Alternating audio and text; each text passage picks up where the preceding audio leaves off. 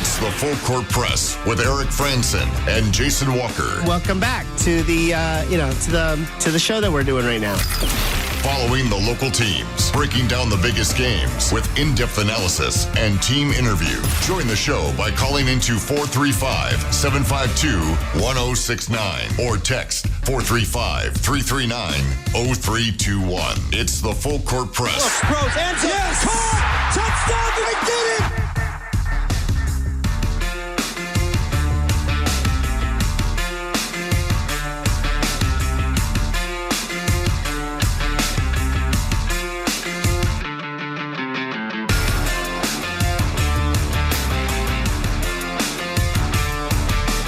Welcome on back into the Full Court Press, second hour here on 106.9 FM, 1390 AM. The Fan, streaming online at 1069thefan.com and on the 1069 The Fan mobile app. And you can also find us on your podcast feed, wherever you get your podcasts, or you can find it on 1069thefan.com as well. I'll get the first hour published eventually. Eric usually has it published by now, but I'm not as fast. You'll get there. Yeah. Baby steps.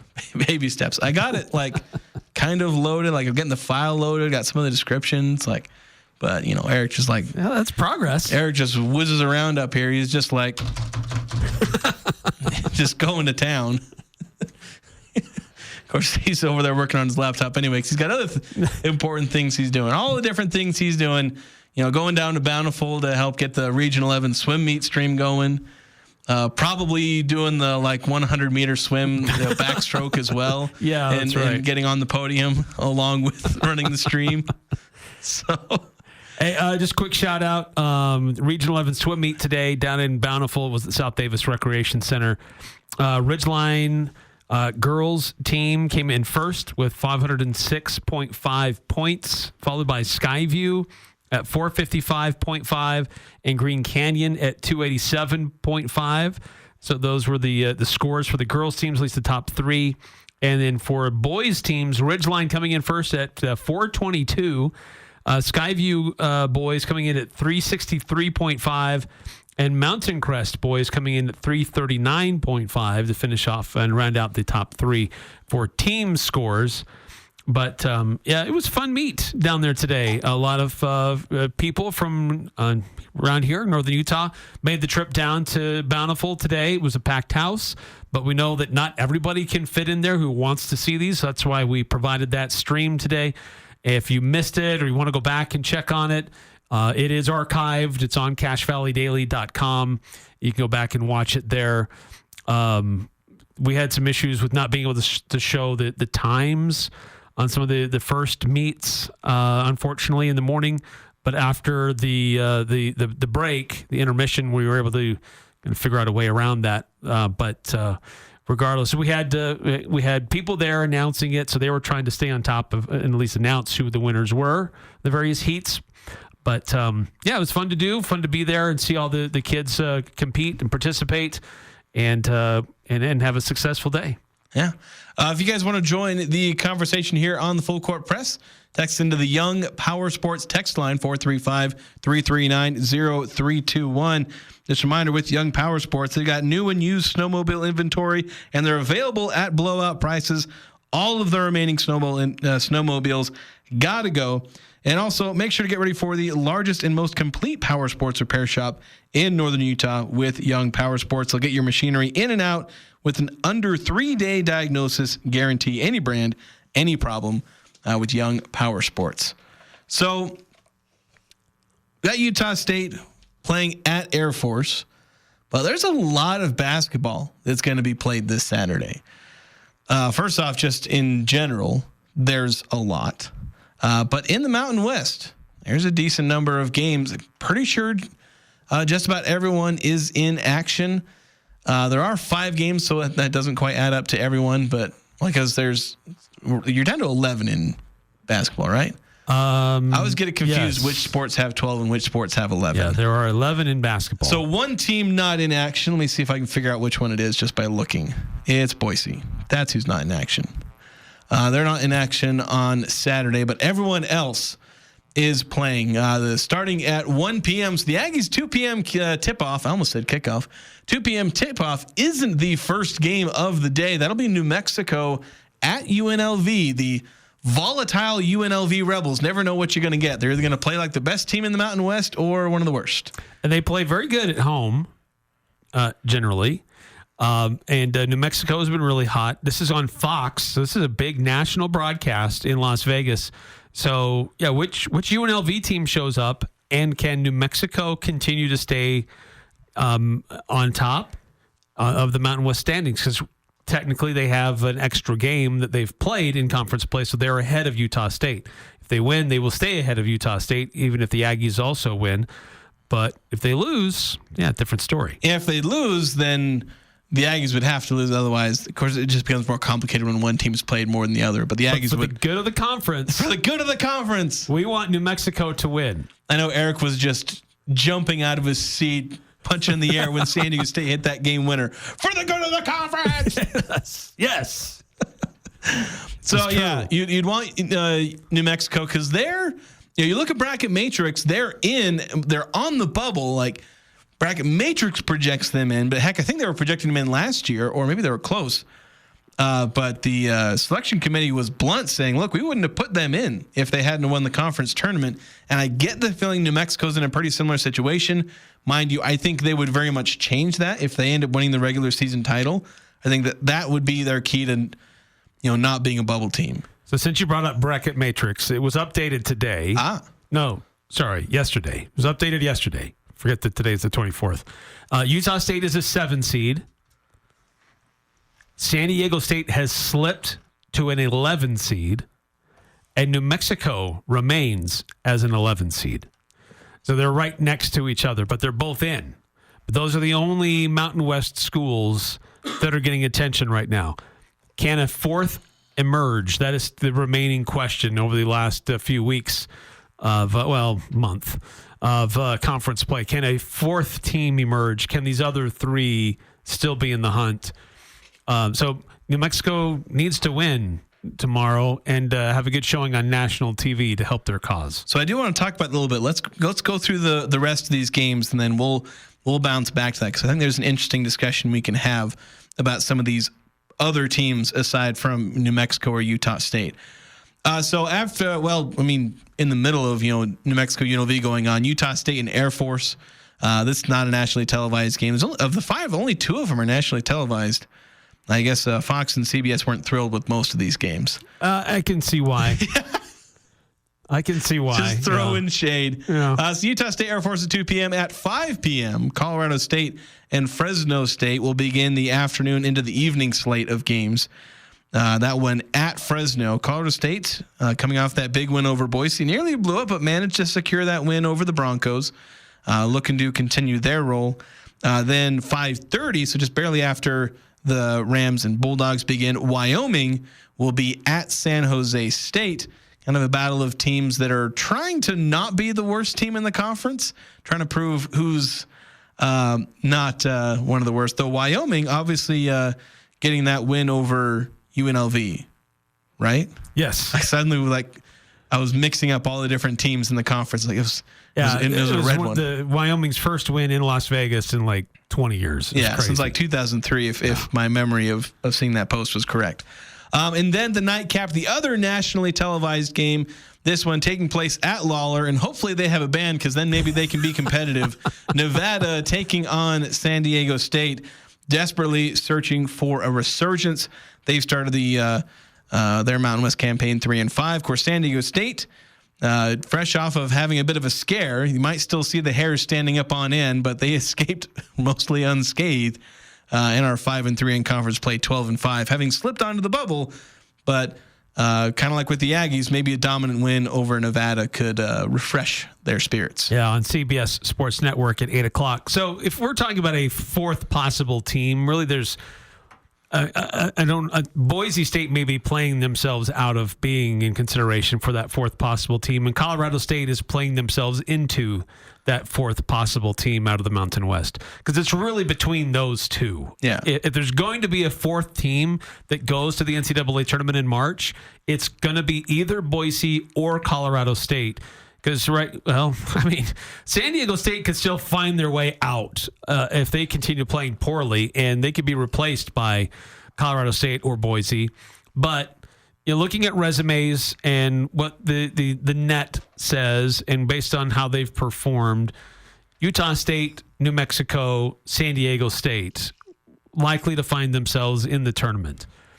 But if a fourth team is to emerge, then it would have to be either Colorado State or Boise State at this point. Yeah, I think so. But I kind of want to ask this, so New Mexico, Utah State, seems like it's a 2-horse race between those two teams. Mind you, I don't know if either have played Colorado State yet or have. Well, I think New Mexico and Colorado State have run into each other once, but New Mexico hasn't really. Yeah, New Mexico beat Colorado State at Colorado State, but that's probably the most difficult game New Mexico has played. But even then, New Mexico, Utah State are the top 2 dogs in the conference. Then you look at the next 4.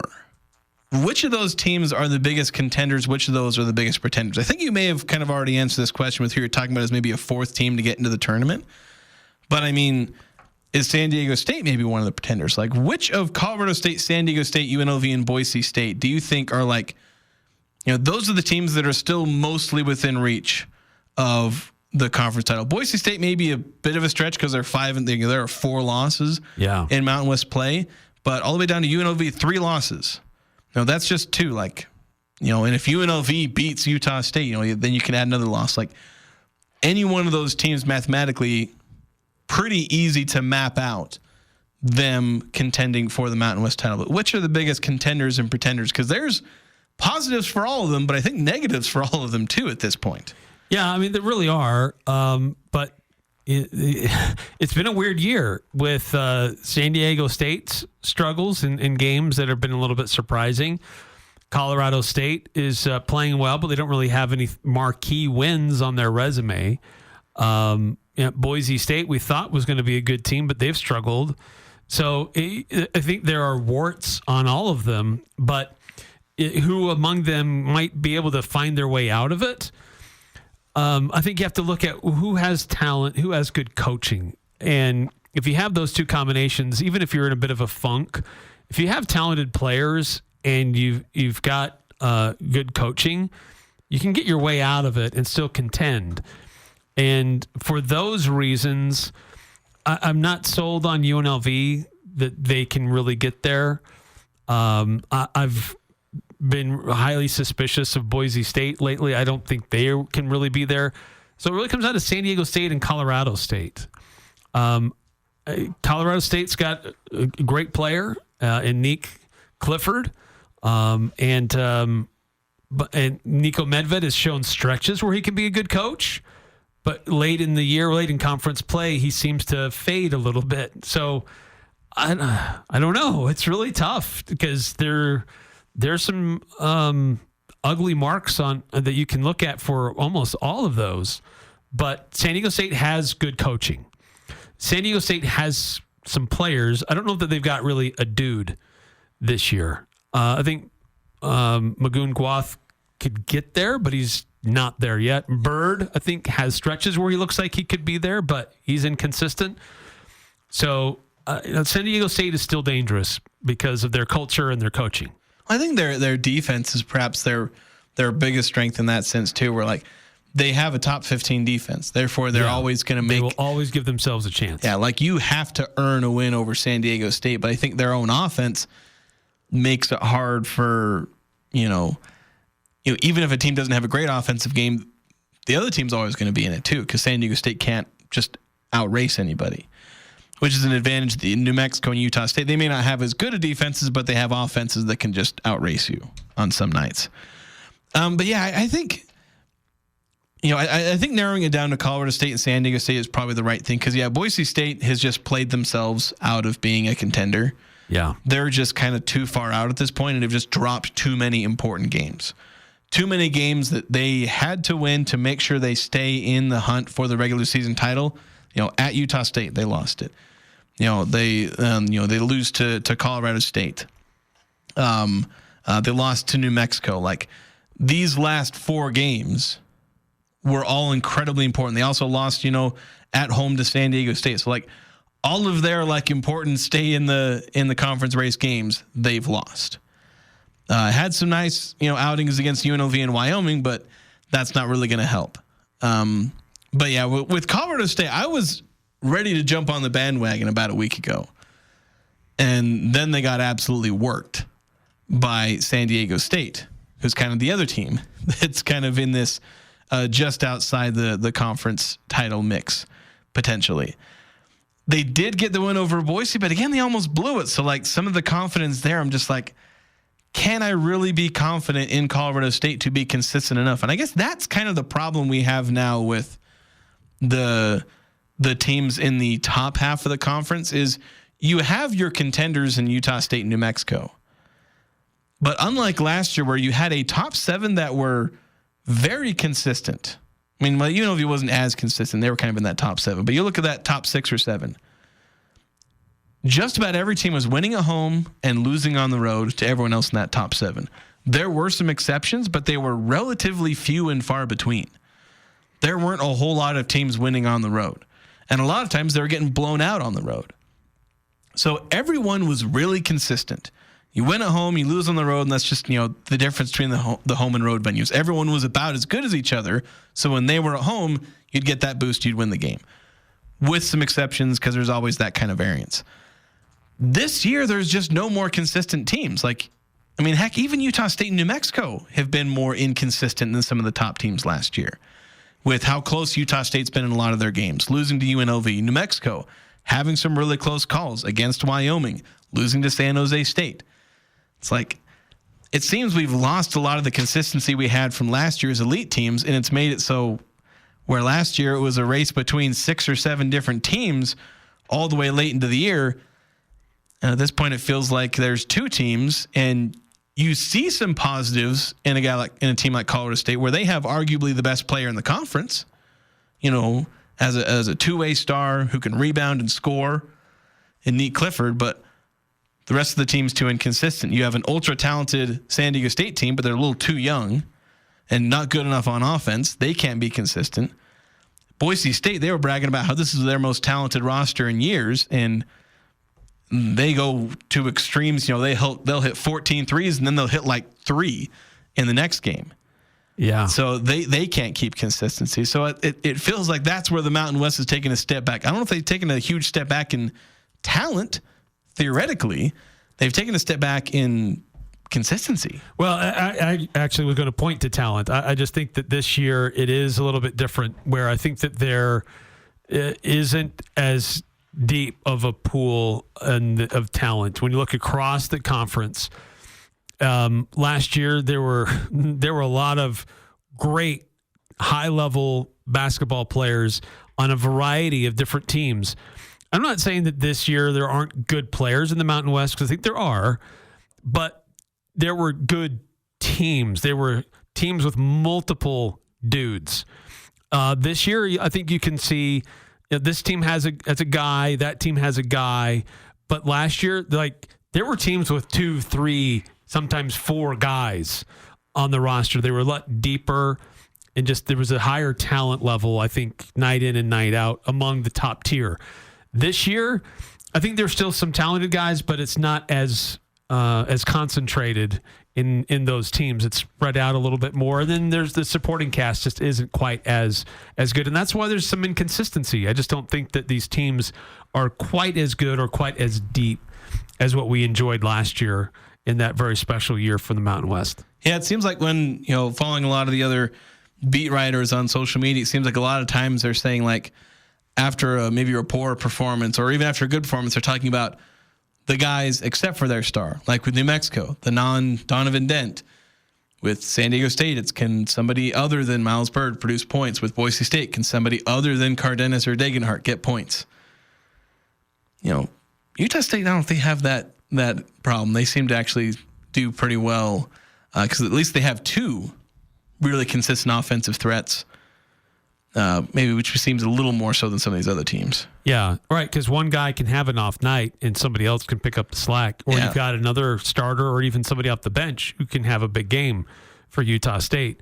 Where some of these other teams, New Mexico's had that a little bit. I think New Mexico has had a variety of different guys who've had big games.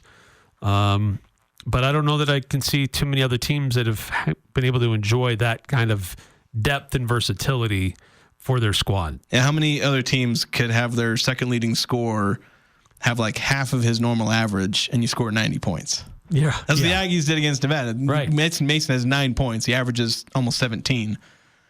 The Aggies get 90 points. Yeah. Against a pretty solid Nevada defense. Yeah, very true. Oh, do you need to take a break? When we come back, we're going to talk about the Utah Hockey Club as they continue their journey to not being called the Utah Hockey Club anymore. Ooh. Some updates, some thoughts. There's also kind of a statement put out by their team president feeling like they're still on track to have a new name before next season, which was kind of a concern we brought up the other day. So we'll talk about that next here on the Full Court Press. Love is in the air this Valentine's Day with a special evening waiting for you at the Riverwoods Conference Center. Morgan Adald here, inviting you to a special Valentine's buffet with music by Wildflower the Band. Come enjoy a delicious selection of prime rib, blackened salmon, tempura shrimp, ribs, and much more. And is it even Valentine's without dessert? Enjoy an endless display of chocolate decadence, delicious cheesecakes, and chocolate-covered strawberries. Nothing says I love you like dinner, dessert, and dancing. Reserve your Valentine's Day today. Visit theriverwoods.com. That's theriverwoods.com. Over the past few years, strong and crazy weather patterns have battered various parts of the country. Northern Utah and southern Idaho are not immune from its share of wild weather. Be prepared for power outages with a Generac backup generator from Golden Spike Electric. They are your local source for Generac sales and service. Generac keeps you in control when bad weather strikes. Golden Spike Electric, powering your peace of mind. Online at gsegenerators.com or call 257-3016. They also service other models. Happy New Year! You survived the holidays. This is Jarek at Jarek's Fine Jewelry. Did you meet the family during the holidays? How was that? Is it time to go engagement ring shopping? Valentine's Day is coming, but why wait? Do it now. Bring her in and view our collection of over 3,000 rings. With many of them being our own custom designs, I know we will find the perfect one. At Jarek's Fine Jewelry, we make it special. So come make it Jarek. Jarek's Fine Jewelry. Make it special. Make it Jarek's. Let's start the new year right with a huge winter clearance at Daryl's Appliance. This is Jay with Daryl's Appliance. Overstocked inventory, display models, scratch and dent appliances, and more are being discounted to clear out for the new year. Plus, easily qualify for 12-month financing to spread out your purchase. See store for details. Only at Daryl's, where service always comes first. Daryl's West on Airport Road, open until 6 p.m. on weekdays, 5 on Saturday. This is Ryan at My Mattress. A few years ago, I saw this sign hanging in a gas station. It said price, quality, service. Pick 2 out of the 3. Now, it's funny, and I did laugh, but at My Mattress, we don't even want to do business unless we can do all 3. Price, quality, and service. We have a 90-day sleep guarantee, 90-day price guarantee, and we will answer the phone if you have a warranty concern. At My Mattress, we deliver, we have financing, we strive to be price, quality, and service every day. Isn't it time to sleep exceptionally? Only at My Mattress. Spend less time at the post office. With Formax and Mint mailing systems from Les Olson IT, you can quickly, accurately, and easily process your outgoing mail and even save on postage. Fold your documents, stuff and seal your envelopes, print addresses, weigh and measure to apply proper postage, all with the click of a button. With multiple model options available, you're sure to find a Formax solution and Mint mailing device that perfectly fits your business needs. Les Olson IT. Many Aggie fans like to go to the game. Some fans love to yell at the TV, and all fans like to wear a shirt or a jacket with their favorite team's logo. Aggie fans find the best selection of USU logoed apparel at Locker 42. Find yourself an Aggie t-shirt for $10. Locker 42 features Aggie logoed hoodies, jackets, and golf shirts, and a hat wall with over 40 styles. Women's specific apparel, youth sizes for the junior Aggie, and toddler and infant Aggie items as well. Locker 42 is a store for Utah State fans by Utah State fans, and proud to be part of Aggie Nation. Interviews, analysis, and a little bit of fun mixed in. The Full Court Press on Sports Talk Radio, 106.9 FM, 1390 AM. The Fan.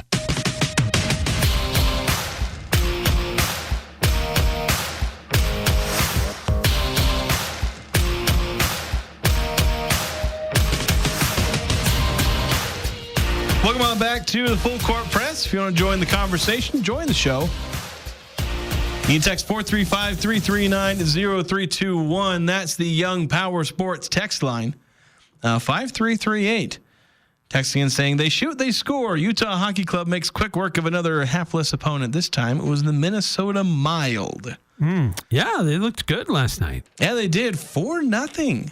I guess I should, little caveat, I didn't get a chance to watch much of it, but I was listening to large chunks of the radio broadcast here on the Fan as I was out and about doing some things last night. But yeah, they were active, they were aggressive, they were in the Minnesota side of the ice a lot. So good to see them get away with a nice, comfortable victory. Yeah, and I mean, look at their last two games. They beat the Winnipeg Jets, who remain second in the league in points, and the Minnesota Wild are, 7th in the league. And so not too bad. They're 4th in the Western Conference. So Utah Hockey Club with a couple of pretty solid wins. They're on 3 straight wins. So they have wins over the Blues, Jets, and Wild. They play the Jets again tonight. So Winnipeg may be looking for some revenge. Yeah, tonight at 6. Oh, we're not going to have to. Oh, dadgummit. So that's going to cut into our show. Yeah, it is. So that's why we're our spot loads are a little heavy. Okay. So we need to get out of here. It's happened again. And we're going to do pick 6 too. We might have to do pick 6 off the air. We can, and then we'll just share what it was on Monday when we recap. Yeah, maybe we'll do that because, we've got about a minute and a half here. I guess we can talk about the Utah Hockey Club. We've already gone through our previews of Utah State. You can catch that on the podcast feed. Because they had so if you were listening earlier this week, I was reporting from KSL.com, reporting that Utah Hockey Club had their trademark applications for Utah Yeti. They were rejected for the Utah Yeti. A couple of others had some issues. Some were rejected, like Utah Hockey Club was rejected as a trademark, among other things. Some of them, it was just like paperwork errors. Utah Blizzard, Utah Venom. Yeah, so some of them just needed to be clarified. Just do the paperwork right. I guess they were really rushed, but just make sure they do that. But the thing is, and this is the important thing, their team president, he emphasized that they said they are, I suddenly lost the quote. I had it pulled up. But they said they are on track to have a new name for next year. Like, that is the plan. They wanted Utah Hockey Club to be a 1-year thing, and they plan on having a new name by next year. So that's some confidence they'll get this figured out soon enough. We can all cross our fingers and hope. Yeah, we can all hope. That'll be the case. Yeah. That's going to do it for us tonight. Thanks so much for listening. Oh, wait, 10 more seconds. Sorry. Yeah, Utah Hockey Club tonight. Yeah, now we're wrapping up. Okay, Utah Hockey Club. Air Force tomorrow at 1. There we go.